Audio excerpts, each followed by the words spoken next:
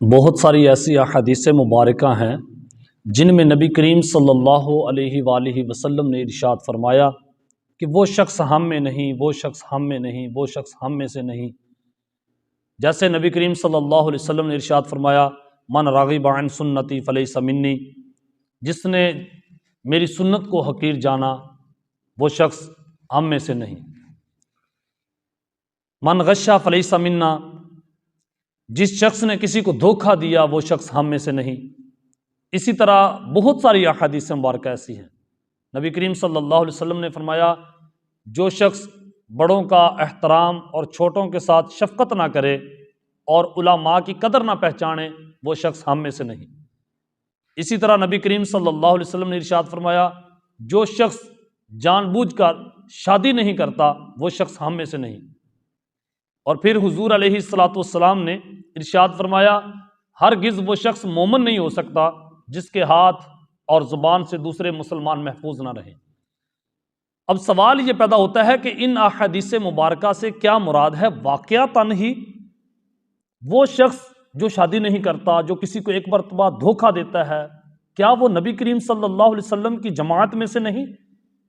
نبی کریم صلی اللہ علیہ وسلم کے کہنے کا مقصد تو یہ ہے کہ وہ شخص ہم مسلمانوں میں نہیں، یعنی وہ شخص میری امت میں سے نہیں، وہ امت جو مجھے مانتی ہے، جو میرے نقش قدم پہ ہے، وہ شخص ہم میں سے نہیں۔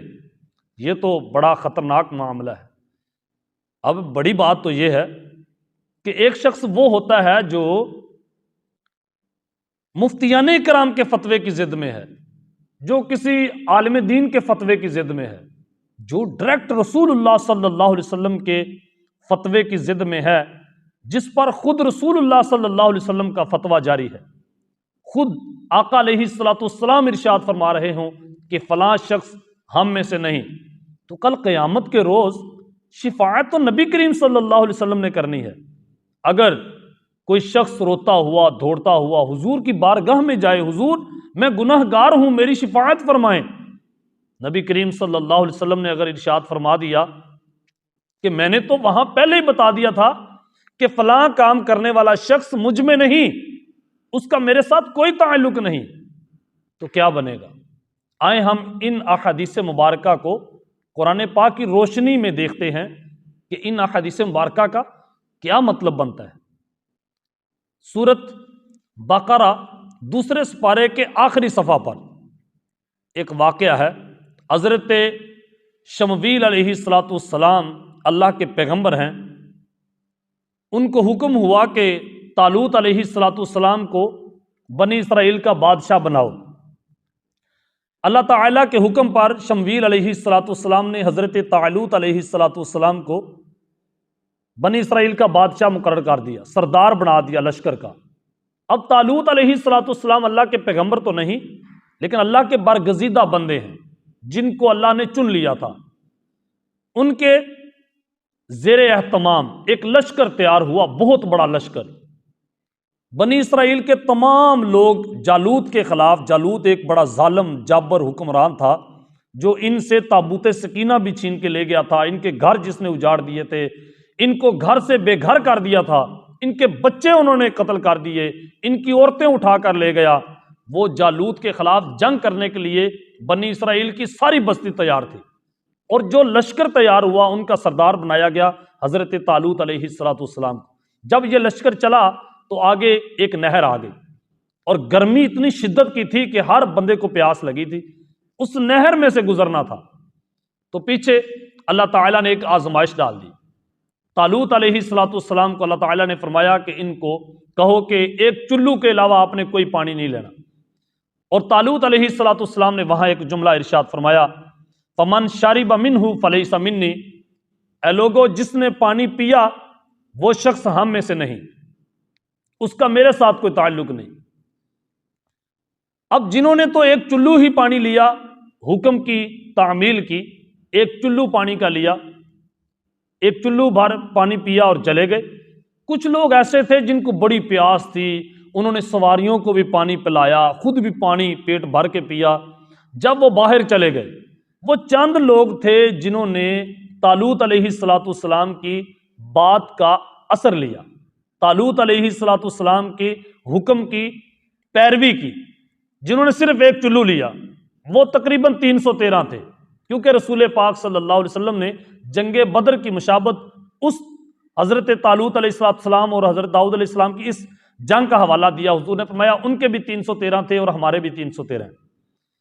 313 لوگ رہ گئے تھے جنہوں نے پانی اتنا پیا جتنا حکم تھا، جنہوں نے ایک اللہ کے برگزیدہ بندے کی پیروی کی، وہ صرف 313 تھے۔ اور باقی سبھی لوگوں نے تقریباً، بعض تاریخوں میں یہ روایت ملتی ہے کہ 14,000 کا لشکر تھا، بعض روایات میں 20,000 کا لشکر تھا، ایسے مختلف روایات 10,000 کا لشکر بھی لگائیں کم از کم۔ تو سبھی لوگوں نے پیروی کی شیطان کی، اور کم لوگ تھے جنہوں نے اللہ کے برگزیدہ بندے کی پیروی کی۔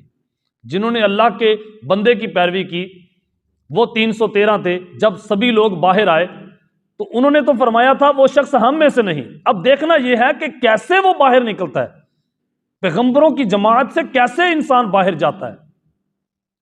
جب باہر گئے تو جنہوں نے پانی پیٹ بھر کر پیا تھا ان کو پیاس نے مزید آن لیا۔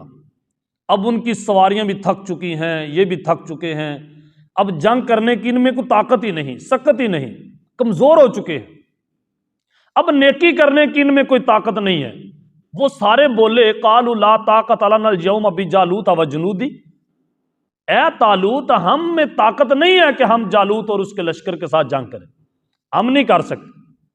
اب وہ نیکی بھی چھوڑ گئے، جس نیکی کا جذبہ تھا، جنہوں نے شمویل علیہ السلام کو بار بار کہہ رہے تھے کہ ہمارا ایک سردار بناؤ، ہم نے جالوت سے جنگ کرنی ہے، ہم نے جالوت سے جنگ کرنی ہے، اتنا جذبہ تھا جن کے اندر نیکی کرنے کا، وہ سارا جذبہ ان کا مدھم پڑ گیا، ختم ہو گیا۔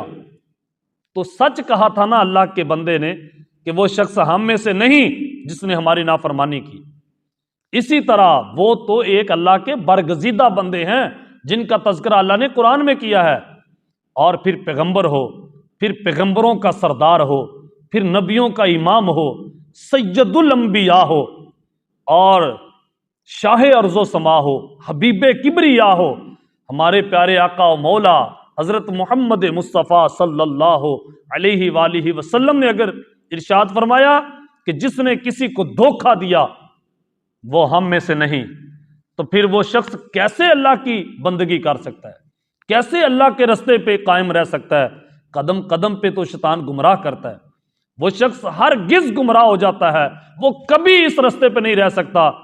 جو میرے پاک نبی صلی اللہ علیہ وسلم نے ارشاد فرما دیا وہی ہو کے رہتا ہے۔ اس لیے جو نبی کریم صلی اللہ علیہ وسلم نے ارشاد فرمایا ہے اس پر عمل کیجئے۔ اگر ہمیں نبی کریم صلی اللہ علیہ وسلم کی شفاعت کی ضرورت ہے، یقیناً ہمیں حضور کی شفاعت کی ضرورت ہے، تو پھر ہمیں کام بھی وہی کرنے ہوں گے جس کا حکم رسول اللہ صلی اللہ علیہ وآلہ وسلم نے دیا ہے۔